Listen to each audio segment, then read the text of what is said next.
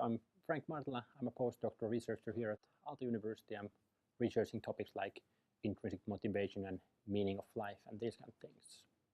So I've been doing research especially about this the basic needs and their role in well-being. So the idea is that there's certain these basic psychological needs that one needs to have satisfied in order to experience well-being, and these needs are basically the sense of autonomy, having freedom in one's life, being able to make choices as regards one's life, and not being too controlled by the external society or other factors. So that's this autonomy. Then there's competence, which is about being skillful at what one is doing, being able to accomplish things and being able to learn new things.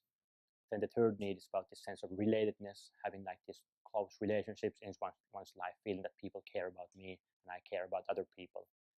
And then there's this fourth need, which is which I've been myself researching, because within this theoretical framework, there's these three needs have been accepted before, and what I've been studying myself mostly is whether this fourth kind of need would be part of the thing, and it's this need for beneficence or need for benevolence, the need to feel that I'm doing something good for the other people, that my activities have some kind of positive impact in the life of other people.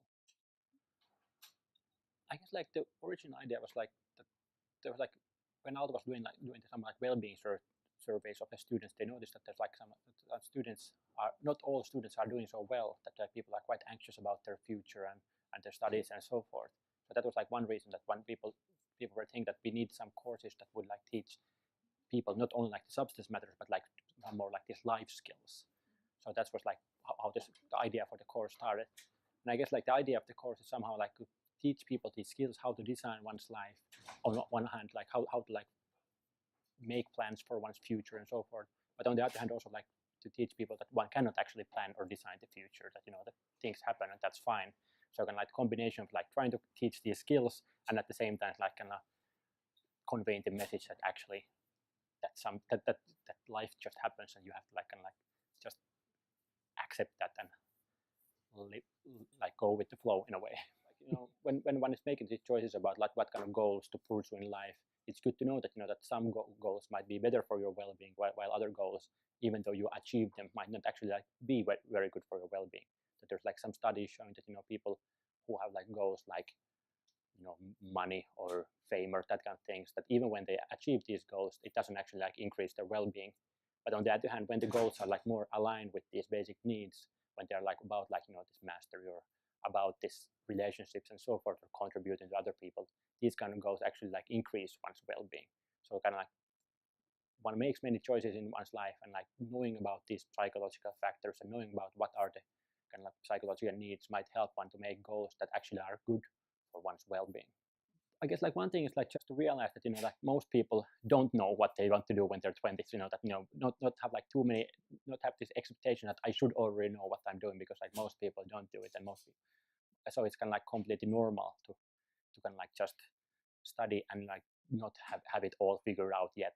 So that's one advice to remember, that that life design it's a process. It's not something that you can do once and for all. So it's something that you can make plans now. You can think about your goals now. You can do whatever, but in 1 year or 2 years, the world around you have already changed, and you yourself probably has also changed. So not get stuck with these plans that one has made at one point, but keep also thinking, keep reflecting what would be given the current situation, what would be the direction that I want to now go towards. I guess one thing about pursuing happiness, I think as a societal goal, happiness is a good thing. That we on the level of society, we should more think about the happiness of the citizens and less about the gross domestic production, because nowadays the politics is too emphasized on these economic factors, even though we know that this economic growth in these rich countries usually doesn't contribute much to people's life satisfaction or happiness.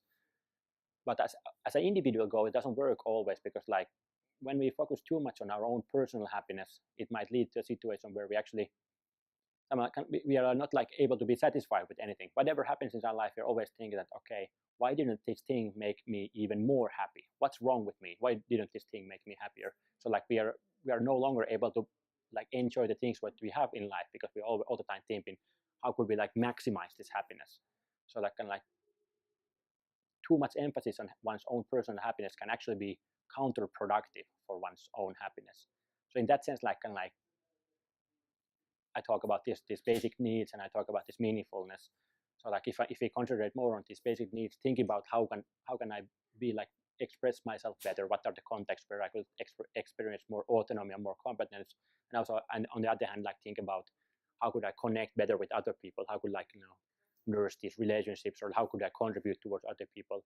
If I concentrate on these kind of factors, then the kind of like happiness comes as a side product, because we know that these factors contribute to the sense of happiness, but one doesn't have to like concentrate on happiness itself. So like kind of like by not pursuing happiness, but by pursuing these things, one actually can become like more happy.